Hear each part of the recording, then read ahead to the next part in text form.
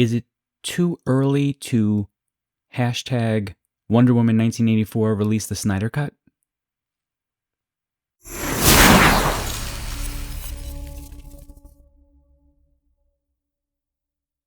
Now, as I mentioned in my own review of Wonder Woman 1984, it is an incredibly flawed film, but I went into it sort of expecting that because I kind of think the first film is pretty flawed, albeit not quite as bad as 1984.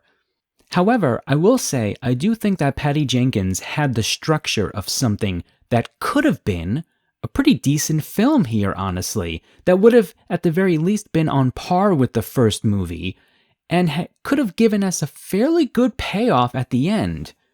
That being said, I have 3 fixes that I think would have helped make Wonder Woman 1984 a much better film.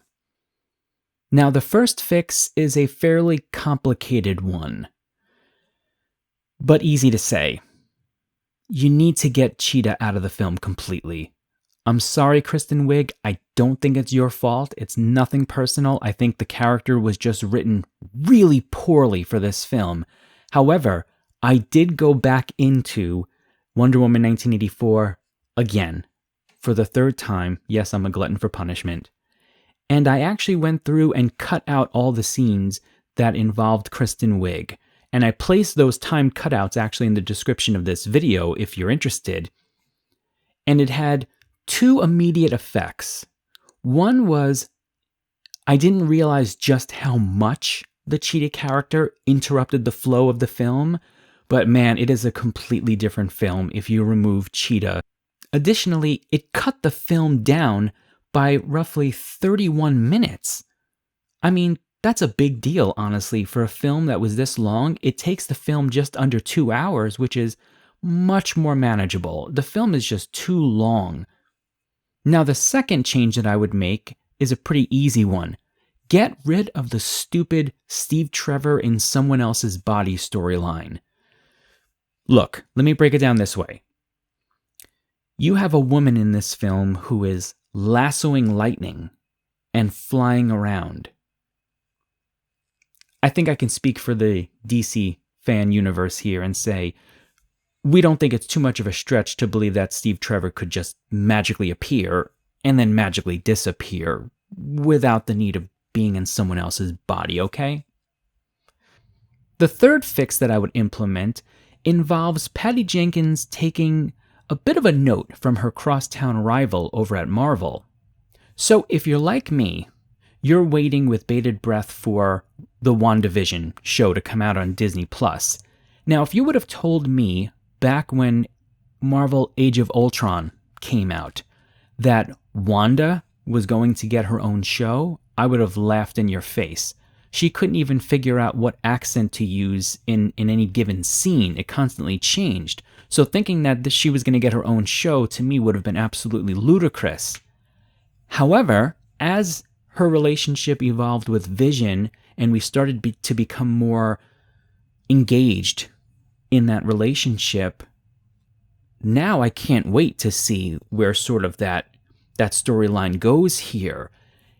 And I do think that there was one particular scene that really solidified for many of us wanting to see them sort of have some sort of ending or storyline that goes beyond just the Marvel, cinematic universe up to Phase 4. And here is that scene. You took everything from me. Now, Elizabeth Olsen is not the greatest actor in the world, but she crushed this scene. And one of the reasons why is because in the way she speaks to Thanos, she's able to put together love, hate, suffering, and this amazing feeling of satisfaction in knowing that she's going to tear every atom from Thanos' body. And we love her for it. Now, let's go back to Wonder Woman 1984, specifically the goodbye scene. This should have been an incredibly moving scene because I think most people liked the relationship between Steve Trevor and Diana Prince, right? It was good good chemistry between Chris Pine and Gal Gadot, right? So why does it just feel so empty? I think some of this has to do with the limitations of Gal Gadot's acting, of course. But here's the fix that I would implement here, the slight tweak. I like that Wonder Woman walks away and there's a progression from sort of crying, sadness, to this incredible anger. The problem is the anger magically goes away. It's gone. Nonetheless, here's what I would have done. I would have had her get even angrier and go right to Max and start pummeling him, right? But not killing him, because of course she could destroy him rather easily. Pummeling him, right? And getting increasingly angry and showing some of that emotion that Elizabeth Olsen shows in Marvel, right? Because I think we would have been with her. Yeah, kick his ass, beat him up. Now, just as she's about to sort of end him, right?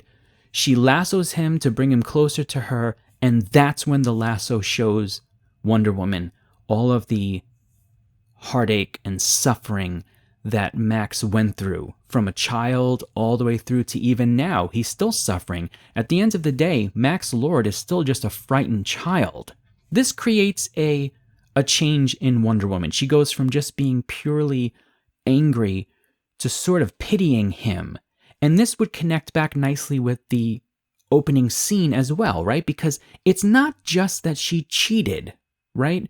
The problem is she didn't think about the other contestants at all and all the work that they've put into this and all of the integrity that they brought to those games. So they really could have expanded on that lesson and showed a really beautiful maturity in Diana there at the end. When you think about how important sort of pity and understanding is to the superhero, this really could have been a powerful moment where we could connect with Diana even more. And the nice thing about this too is, I mean, you can keep the rest of the ending pretty much, right? Show Max his son, have him broadcast, to the world so that everybody can, renounce their wishes and whatnot.